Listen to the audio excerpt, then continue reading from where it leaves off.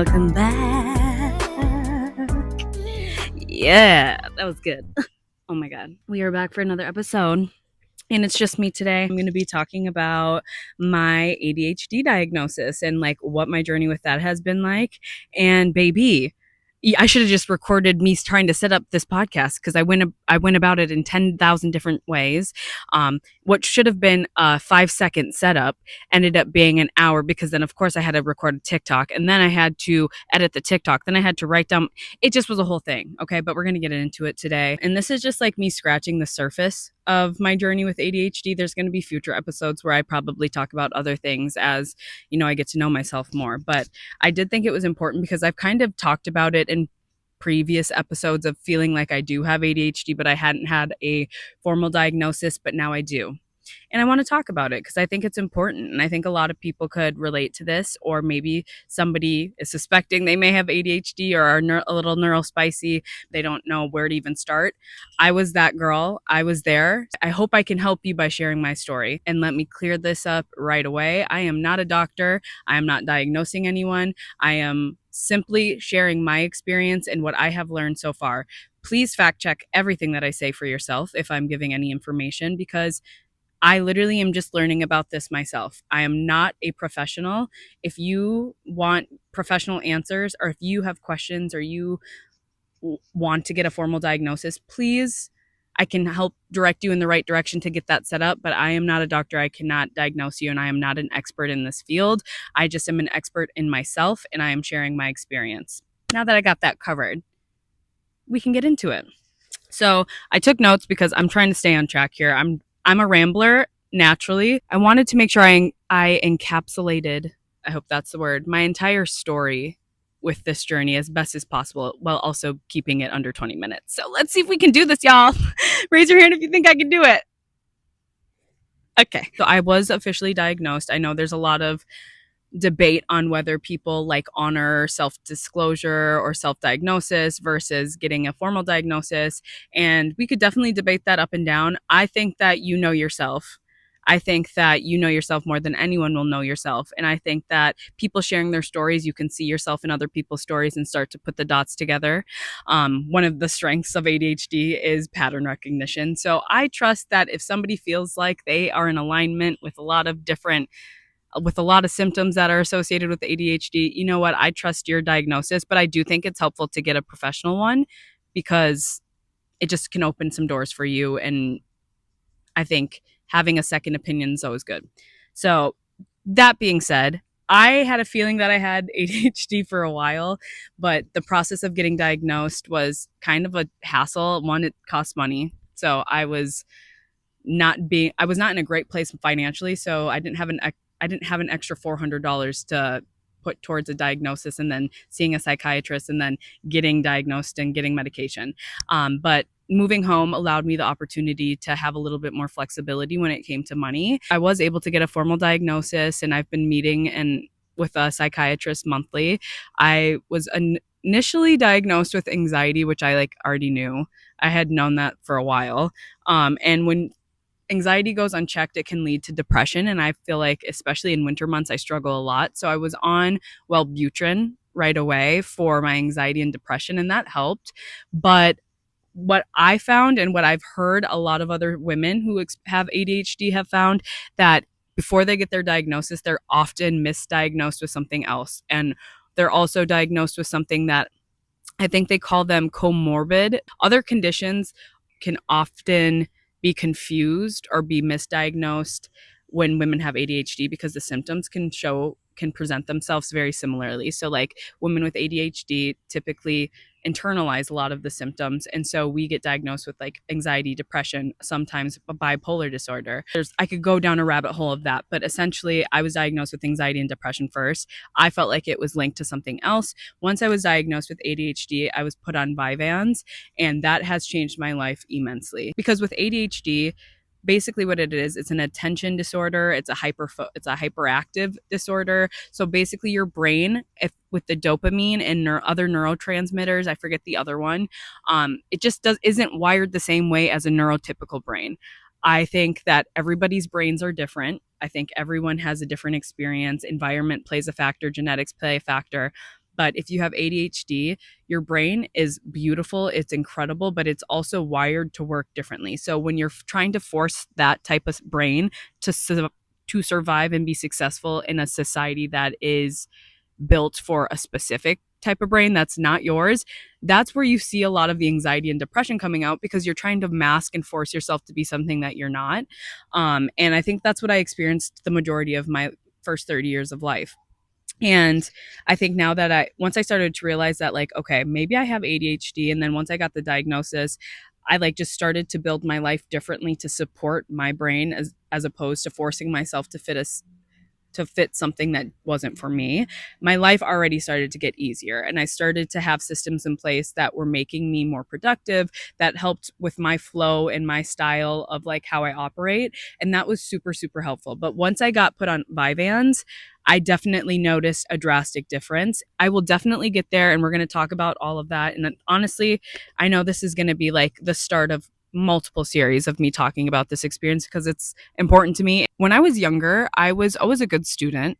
I paid attention in school. I tried really hard to get good grades. I tried hard to pay attention. I like wanted to do well, because there's this other thing with like ADHD, that you can have RSD, which is like rejection sensitivity disorder. Obviously, that being said, rejection doesn't feel good for anyone. No matter how your brain is built, rejection does not feel good. But I feel like, but it is a thing that with people who are neurodivergent, for me, ADHD, you become very adverse to rejection. So you will start to develop skills like people pleasing, and pattern recognition, so you can prevent the rejection from happening.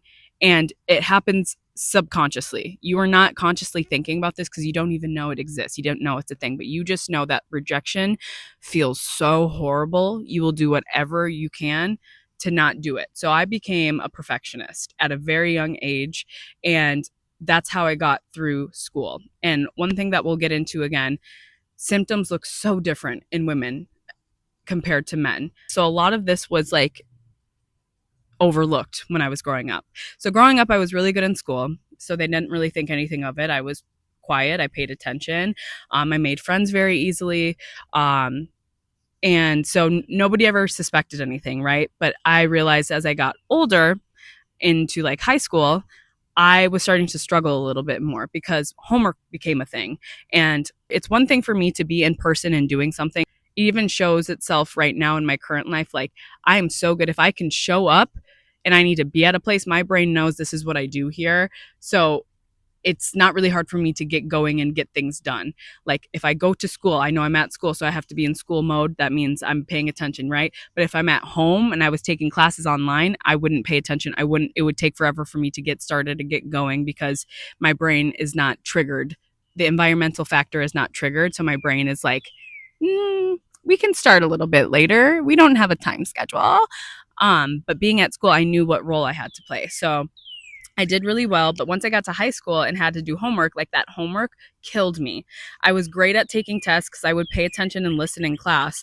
And for like history, English, any other class besides like learning a language and math, I would do great in because I could just pay attention in class and like my brain would remember it. When I get to the test, I'd recall the memory of what we listened to and I could answer the question. But the homework would kill me because I would have so much going on. I was in cheerleading. So cheerleading was pretty much year round. I also worked. So sometimes after practice, I would have to shower and then I'd go to work and then I would work at White Castle. I know, crazy. And then after White Castle, getting home at like 10:30, I would have to do homework, shower, do homework, get some sleep, wake up, do it again. And I would be up till like 1 a.m. doing homework, trying to read these fucking chapters. And I could not get my brain to focus enough. I would keep rereading the same thing and I would be so depleted and so tired. And like, I knew like I had to do this because I have homework. And I remember homework would always just get pushed to last minute. I'd end up copying off somebody. I'd end up cheating because like I knew I just had to turn it in and get the points for it. But I couldn't get my brain to do it. It was like really hard. And I just thought it was me being lazy, truly. I literally just could not read the chapter. And it's not because I don't know how to read. I'm very intelligent. I can read when I'm interested. I just couldn't get my brain to focus long enough to get through a chapter. And then let alone I have that for every class. I'm in 8 classes. I have homework in every class. I have to do this for everything. Like my brain hated that. Hated it. But I would do really well on the tests. I would do really well on presentations. I would do really well in like discussions and group work because that's where I would thrive. But the homework piece, it was just like, no, I don't want to do that. So I wouldn't do it. And thankfully, I went to a school where we were like 80% summative and 20% formative. So the form, or I think I said that backwards. 80% of your grade went towards testing and like projects and fine, like that type of thing.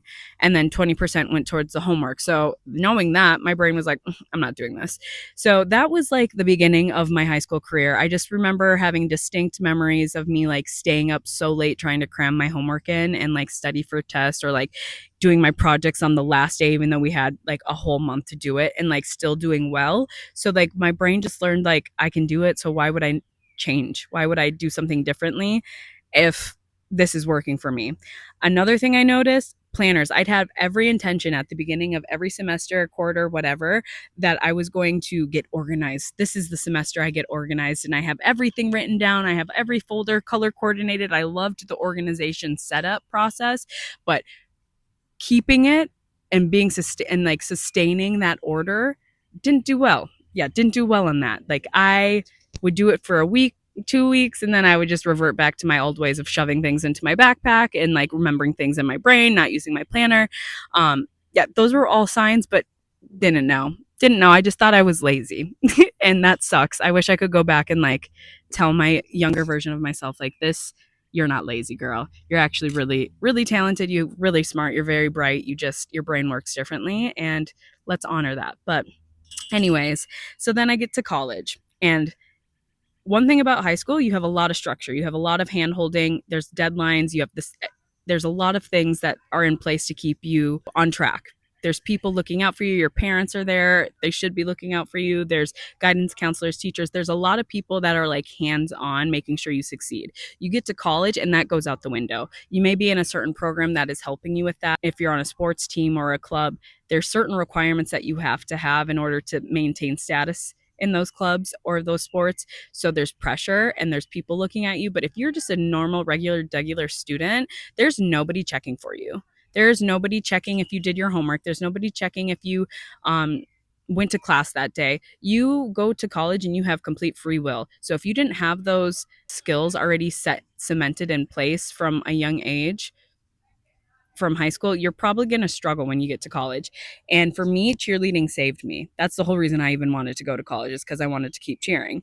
And my first semester in college, I got the worst GPA I've ever gotten in my life. And it's because I had so much freedom and nobody was checking for me. I got to pick my own schedule.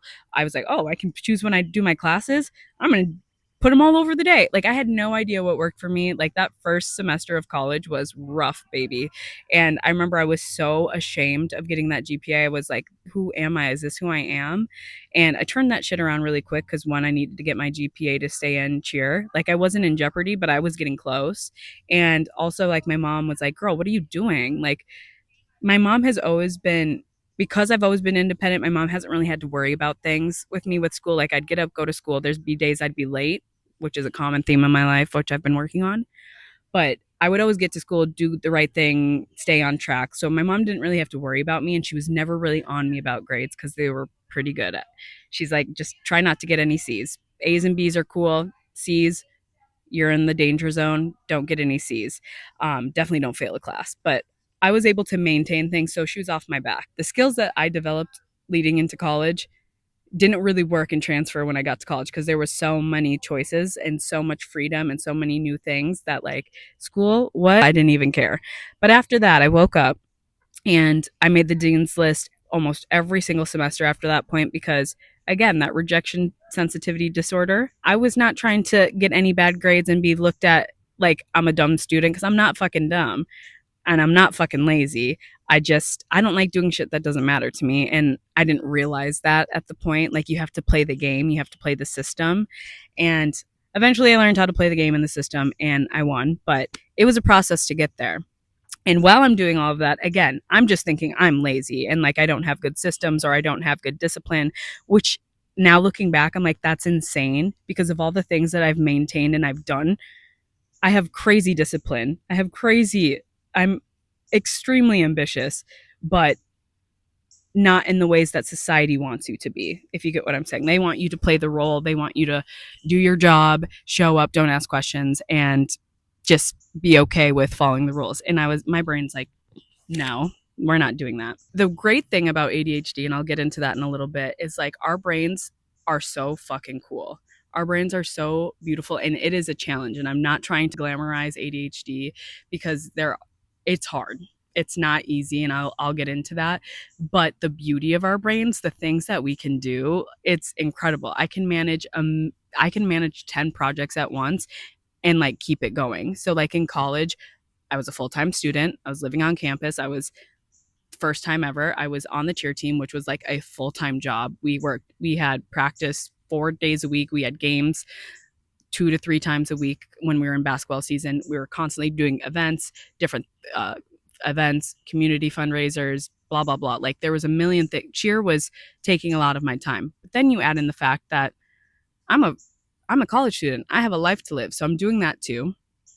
I was working 3 jobs at one point. I was working on campus. I was working at Capital One. I was working at the mall at Maurice's. And while I was doing that, I actually also did this like leadership position on campus where I was planning these massive events for campus. And I loved it. Like they were so big, they would literally have Ferris wheels, and I planned it. I planned Spirit Week where it was a full week of events with multiple moving parts, with multiple teams involved.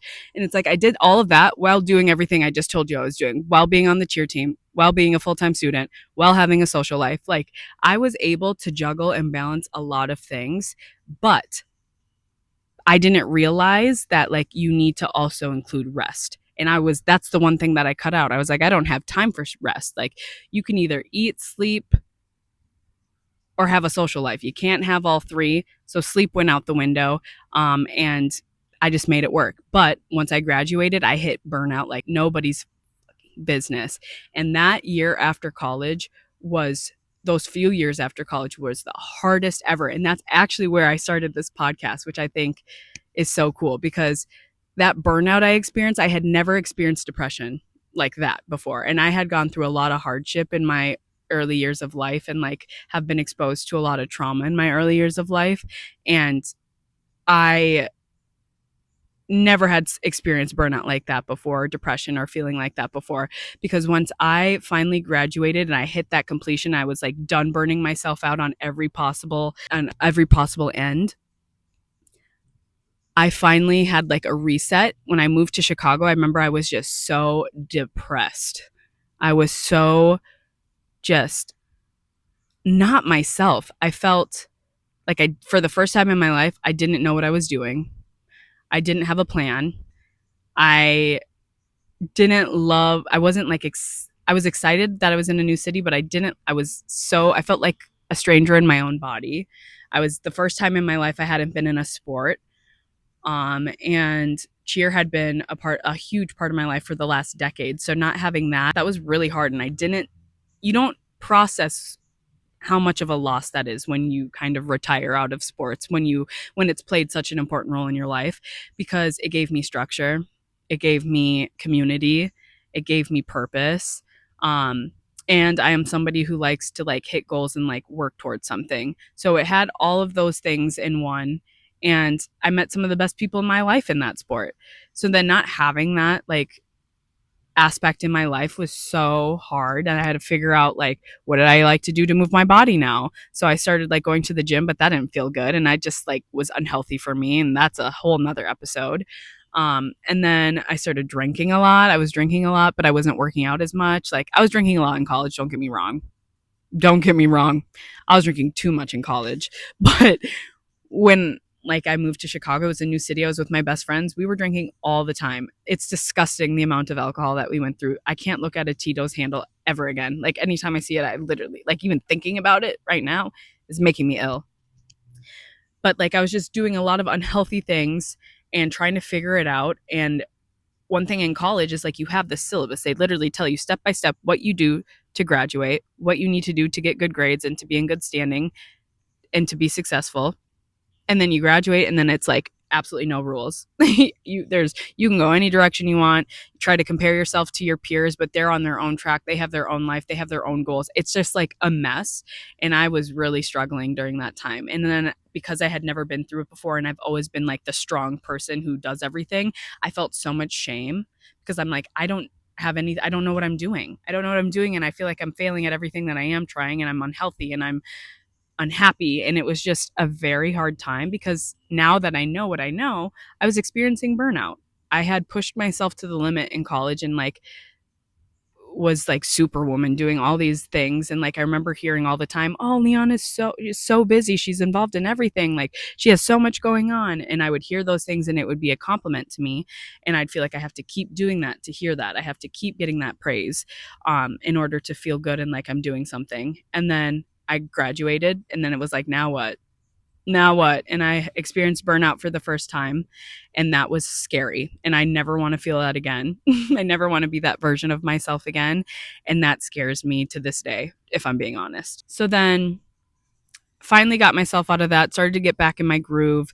I'm eventually like, I've kind of talked about this in different chunks on my other episodes, so I'm going to try to keep it concise. But eventually I moved out on my own, and I got the idea to make my podcast, and that was like my next baby. That was my passion project. That's what I'm going to put my extra creativity and energy into. And it was like, it's been an amazing addition to my life ever since. And I remember in that apartment that I created the podcast, I was having this conversation with one of my friends, my longtime friends, and she was talking about her partner and how he struggles with certain things that I find myself struggling with. And she was talking about how he was going to go in for a diagnosis of ADHD. She was talking about his experience in like getting the diagnosis and seeing how different life was after that. And I remember sitting on the phone and I just started crying. And it was because I felt like I had finally found the missing puzzle piece. I felt like something clicked and it just started to make sense, because up until that time, as I said, I felt like anytime I wasn't achieving something or doing something, or if I was late, or if I was bad at something, or if I was cramming and doing things last minute because I put it off, or if I was whatever it was, I felt like late. For example, if I wasn't my body type, I wasn't at my body weight that I wanted because I'd work out daily, I'd eat healthy, and then I'd fall off. It was because I felt I'm lazy. I lack discipline. That was never the case. Or if I started a project and I didn't finish it, that's because I'm lazy and I didn't have discipline. Or if I was running late to something, that's because I didn't get up early enough, etc., etc. And none of what I'm saying, ADHD is not an excuse for anything that I'm saying. It is an explanation. Whatever your goal is, the goal is the same for anyone. Anywhere, no matter where you come from, whatever privileges you have, whatever experience you have, the goal is the same, right? The goal is there. The way one person can get to that goal is not the same path that's going to work for me. The way my brain works, I have to take that into account. My path might be a little squiggly, but I'm still going to get to that post. And as long as I'm doing it the way that is intended for me, I'm going to get there. And eventually I learned that. But anyways, when I was on that phone call with my friend and when I started crying, it's because I realized like I haven't been lazy. I think I was 25 at this time. And I think that was the first time in 25 years I allowed myself to realize I wasn't lazy. I've never been lazy. Maybe my brain is wired differently. And because of that, I need to take a different path to the goal. And I remember thinking like, oh my God, if there's something that could help me, because I'm a very ambitious person. I was a go-getter. I was very independent. So it would be so frustrating when I would fall off or like not complete goals or quit before I made it or do really good for 2 weeks. And then I would fall off for 4 weeks. And then I would crawl back to do another week. And then I'd fall back again. And like, I always chalked it up to being lazy. And that was the first time I thought, maybe I'm not lazy. Maybe I'm just different. And that was overwhelming because I had never viewed myself that way before. I barely knew anything about ADHD, neurodivergence, anything. Like, I think I just was exposed to the more extreme cases, which I don't love that phrase, but I can't think of something else at this time. And so I never even considered that for myself. And that's, which is crazy to say because I went to school for community psychology, and no, we didn't go through every diagnosis and what those traits will look like for every person, but I never even considered myself for that until that phone call. And then once that conversation happened, it was like the floodgates opened. And then all of a sudden, things started to make sense. I started looking at like experiences in my life differently. I'm like, oh my God, that's why I hyper focus on things and I can be really good and locked in about something that I'm passionate about, but let it be a doctor's appointment that I need to schedule. I will put that off for a year and a half. Like that is how my brain works. Basically, I just started to really look at my life so differently. And eventually, like I said, recently I got the formal diagnosis, but I learned so much in the in between because there was like a 5 year gap. I'm 30 now. When I first had this realization, I was 25. That changed my life. It changed the way I view things. It changed the way I set things up for myself. It changed the way I even looked at what I wanted for myself. And for the first time, I was like, I actually think I want something different for my life than this traditional path that I feel like I've been forced to accept as my own. It's not my own, and I'm building my own life, and I love that. Some things that I found that were very interesting in my research and my journey with ADHD is that, as I said, ADHD symptoms present themselves different or can present themselves differently in women, and they oftentimes do. So when they first started doing research on ADHD, they were testing on white boys. That alone should cause some concern, right?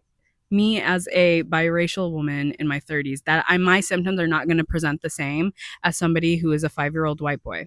It's just not the same. But that's where we were at in the research for a really long time, and that's why a lot of people weren't diagnosed. That's why a lot of people were misdiagnosed. And now the research is getting a lot better, and we're realizing that symptoms present themselves differently in, first of all, everyone, but specifically in men versus women. And women, because for a few reasons we internalize a lot of things, and a lot of that has to do with society and how we are brought up in society and how we are taught to keep our emotions to ourselves, to just how we were molded through society. Boys can be hyperactive and crazy and blah blah blah, but women have to be reserved and keep their feelings to themselves and be composed. A lot of how society has socialized boys versus girls have a lot to do with it. And so a lot of my symptoms are internal. I've learned to mask too throughout the years because I didn't even know what I was doing. I thought I was just fitting in, and like that is part of it. It's like a whole journey. And so I think a lot of my symptoms are internal for sure. It's a lot of anxiety, it's a lot of overthinking, it's a lot of people pleasing, a lot of over analyzing situations that the normal a neurotypical person would just experience and let go. My brain holds on to things, and I'm a very deep thinker, and it's a very positive thing, and it has a lot of positives. Like obviously I have this space. I love to share. I love to talk and analyze and be analytical and share and storytell, and that is perfect for this. But in everyday life, sometimes it can be really hard, and it can cause a lot of anxiety and internal issues for myself that I've had to work on throughout the years. And it's been helpful to know that it can be because of ADHD, and it's helpful to feel like there's nothing wrong with me. I just operate differently. And once I was able to have that understanding, I was able to start to build a life for myself that was more reflective of what is best for me, and that's so nice. But I wanted to point that out, the research being primarily based around the white young men demographic, because I think it's important to say that a lot of women have been misdiagnosed and a lot of people of color have been misdiagnosed. There's a lot of people, especially, of course, I'm passionate about it, in like the Black and brown communities that are not diagnosed at the same rates because of internalized and societal institutionalized racism and prejudice, and it's just a lack of knowing and understanding. And there's a lot of ignorance still that I hope, just having conversations and speaking about can help change.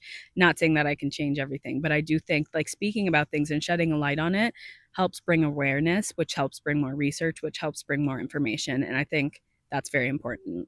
One of the things that I really struggle with, or I find challenging as a part of having ADHD, is the emotional regulation. I have always been told I am someone who wears my emotions on my sleeves. I'm a very animated person. If I'm happy and excited about something, you can easily see that. If I'm upset about something, you can easily see that. If I'm triggered about something and I feel like safe expressing myself, I will let you know. Like it will be known if I am not happy about something. Over the years, I've gotten better at kind of masking that and like just being more neutral, which I think is good for like professional settings. But I haven't always been that way. I've always been a very passionate person, whether it's a good thing or a bad thing. And that is something that I still struggle with, even just like speaking on, because I get a little embarrassed. Like to think that I just always thought like that's who I was, and that is who I am. But like I just thought everyone was kind of like that. But to know that I'm different, that was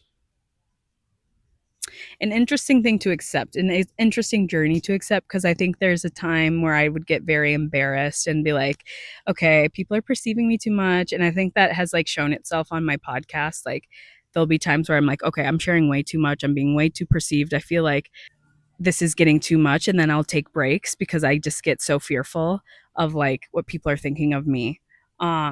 And so that has been a journey, and like as I get older, I'm learning not to care. Like I care, but I'm going to still keep showing up for myself because I know that this is important to me, and I know that like having these conversations and talking about this stuff is important, because I wouldn't have known this about myself had I had not had this conversation with somebody else that like turned the light bulb on for me. Some other things that I think are weird, like I can handle a lot of stress. Like working in a restaurant to some people would be their like death wish. I thrive in it. I can handle a lot of personalities, a lot of moving parts, a lot of different tasks. I can keep the list going, and I can be locked in. I'm actually really good at serving. It plays to my strengths really well, but to some people that would feel like a chaotic zoo, and it is. Don't get me wrong, working in a restaurant, oh my gosh, the stories I will write about this experience years later. No, it's not for the weak, but the way my brain is wired, I can handle that well. But again, back to my point earlier, don't let please don't make me schedule a dentist and a doctor's appointment and have to call my lawyer all in the same week. That's way too many things you're asking of me. That's way too many things, and that will be put off forever. And that's gotten me in a lot of trouble, financial issues, legal issues, and I had to learn things the hard way. But now I know that I can create systems to help support those things, especially the things that I don't care about, that I don't really want to deal with, instead of like doing the unhealthy thing and just like putting it away in the back of my mind and hoping it goes away, which it never does. I'm learning systems to like make sure I tackle them head on.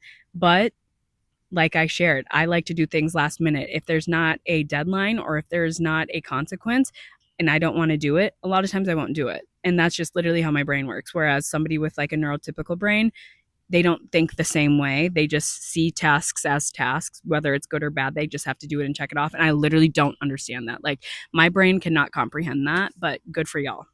And this is the piece that ties into why I felt like I was so lazy. So there's this thing called executive dysfunction, and I don't know all the scientific terms on this, so please do your own research, but there's something in your brain, some area in your brain that controls the executive function.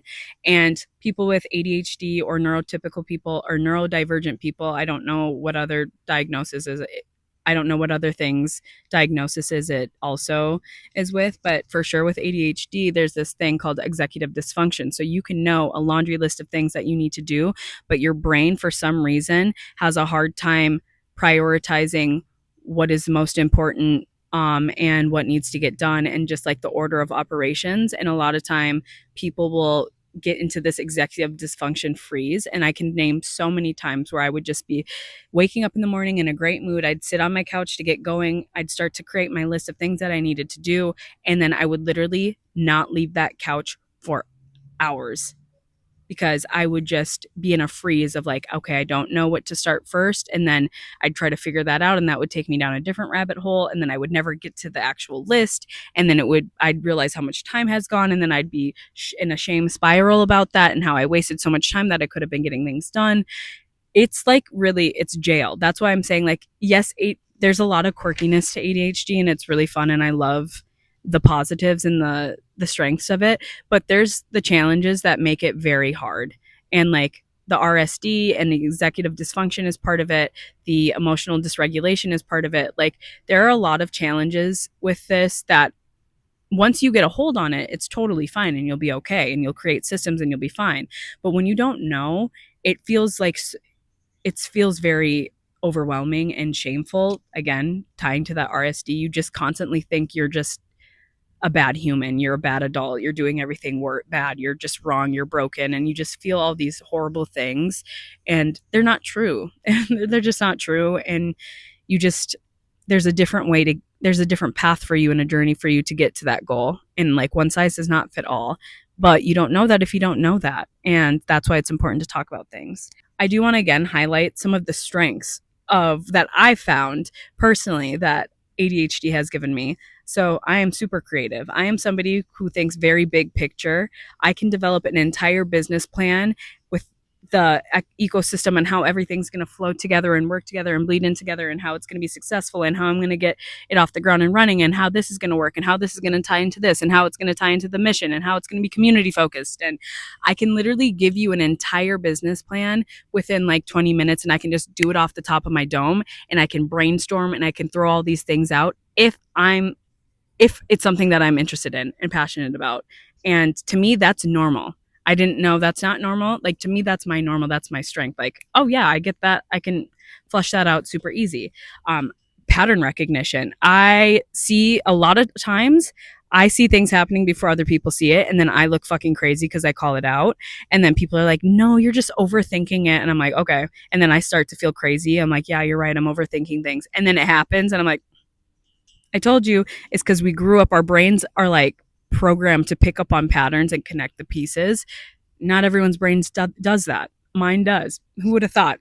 You'll hear this on the podcast probably all the time. I'm connecting things from, oh, this one time I did this or this and this. And that's also why I think I'm drawn to like astrology, because it's like patterns.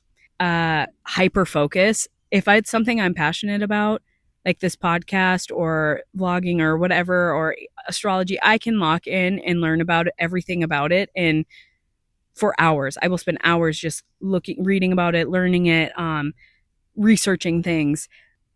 I have a lot of random information in this brain it's helpful because that means I can usually relate to anyone. There's something about something that I've probably learned about and I found interesting.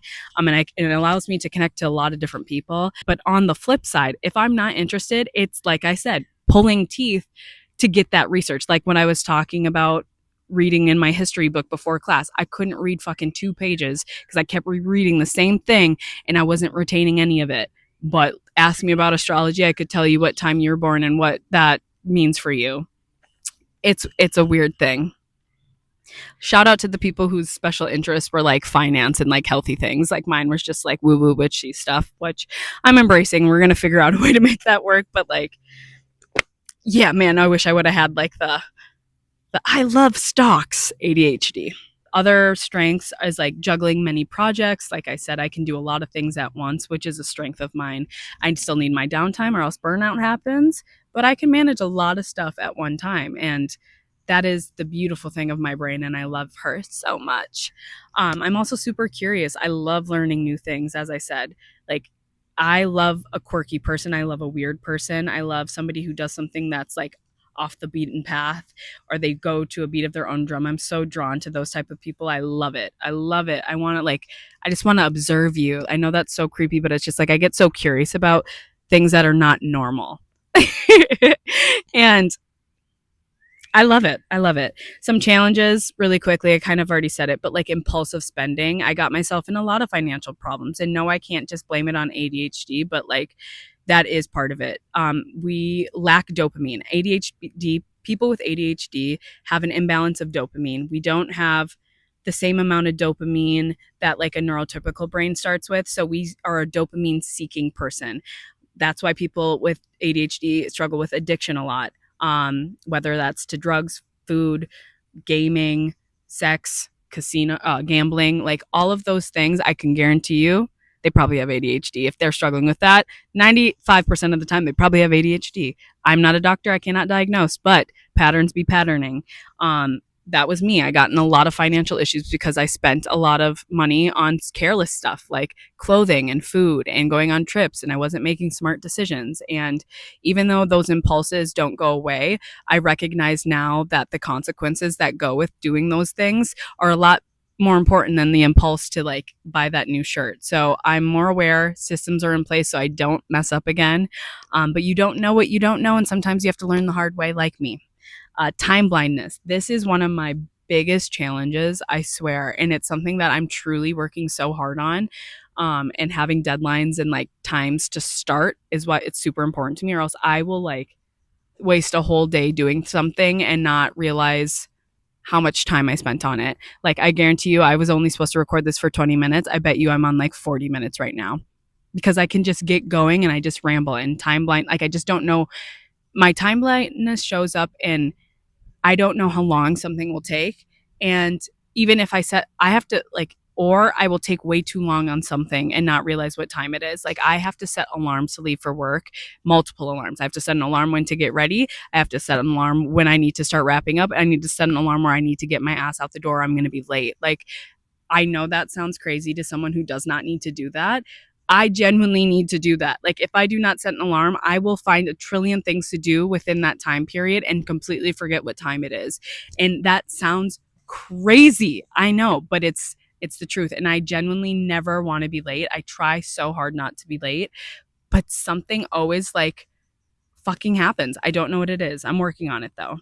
Overcommitting, oh my gosh, it goes into the people pleasing. You don't want to let people down. You want people to like you. Don't want to deal with that rejection. You want to and you also just have this like desire to help people. So you overcompensate and you overcommit to things. You're like present self overcommits to future things, and then when that future person comes in, you're like, dude, we don't have time for this, and then you get overstimulated. It's super fun. Burnout, already talked about that, but the burnout, not fun. But you can find it's not permanent, which is good. Burnout's not permanent. You just need to learn yourself. You need to learn the signs of when you're starting to experience it. You need to reel it in. And just the more you know about yourself, the more you're able to set up a system in a life that will allow you to not experience that.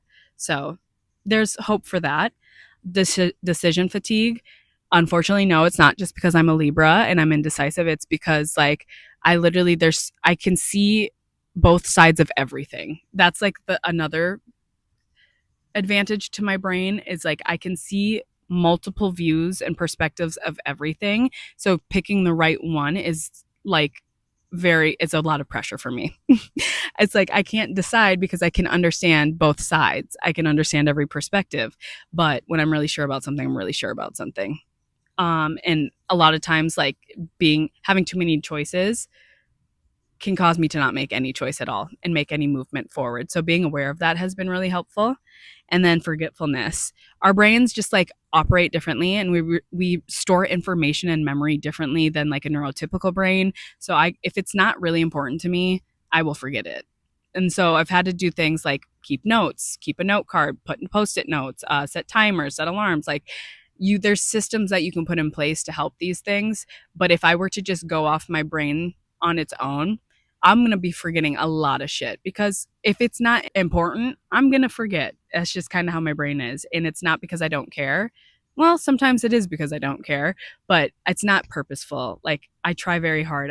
My brain, it just be working differently. Okay. And then to wrap it up, the biggest thing that I've noticed from my post diagnosis / medication and before is just like, I feel a lot less shame, a lot less guilt.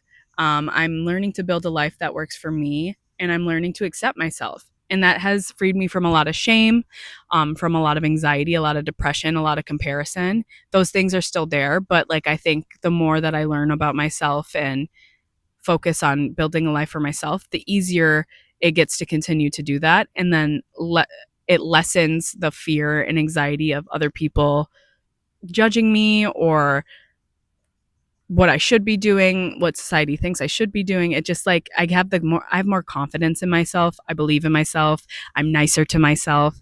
I love myself a lot more.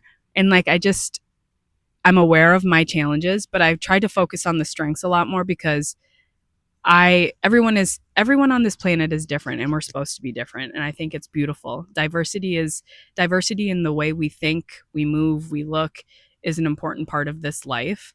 And I'm just accepting that, I'm not built like somebody else, and that's okay because I'm meant to be my own person. I'm meant to leave my own impact on this world, whatever that looks like and ends up being. And I am built exactly how I'm supposed to be built. So I just am now learning to live a life that is in alignment with that instead of forcing something that's not. And that is the biggest takeaway. And that's why I think it's important people should get diagnosed, whether it's formally, informally, formally, you're medicated, not medicated. That is another topic for another video. But I do think it's important that you get to know yourself. And like, if you are wired differently, awesome. You don't have to put a label on it if you're not comfortable with that. But knowing that, like, you just honor yourself. And if you take anything away from this, it's not getting diagnosed, it's not slapping a label, it's not getting medicated. It's learn yourself and learn what works for you and build a life around that, and you will be happy. Do not build a life because society tells you that you need to do a certain thing by a certain time, at a certain age, in a certain way.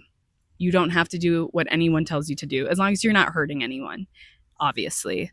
But build a life that works for you. And that's all that matters at the end of the day. Nobody else, and don't care about what anyone else thinks.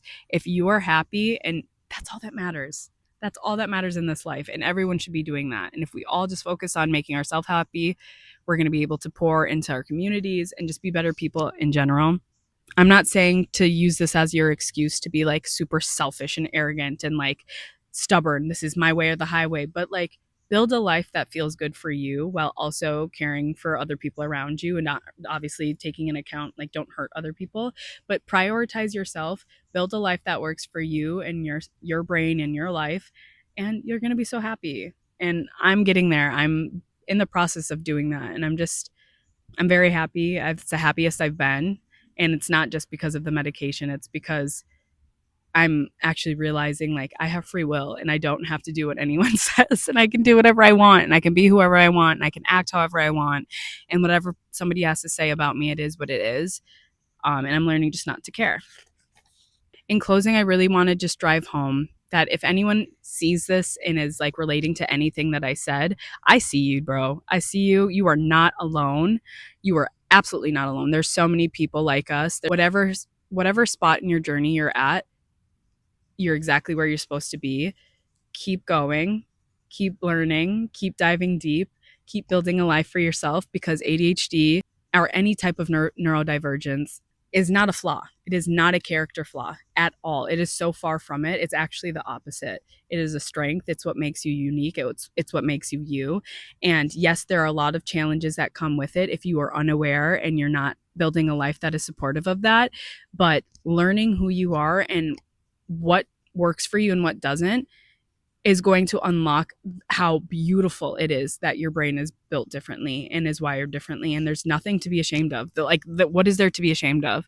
Who cares? Like, you can't change it. You didn't ask for this. You didn't make this happen. Like, this is how you are, and you should just embrace it and live your best life, because there's so many other people that are out here like us. And there's absolutely nothing to be ashamed of. Society is going to try really hard to make you feel that way, but it's your job to love yourself even deeper and to know that that is just not a standard that you're holding yourself to, and you don't have to.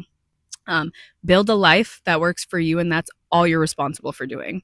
I love you so much. This was a fun one. I definitely want to talk about this more. I feel like I could go in deep or dive deep in like little niche pockets of my experience that I couldn't really dive in deep in this one. I already went over on time, but that's enough for today. I love you all so much, and I'll see you on the next one. Bye.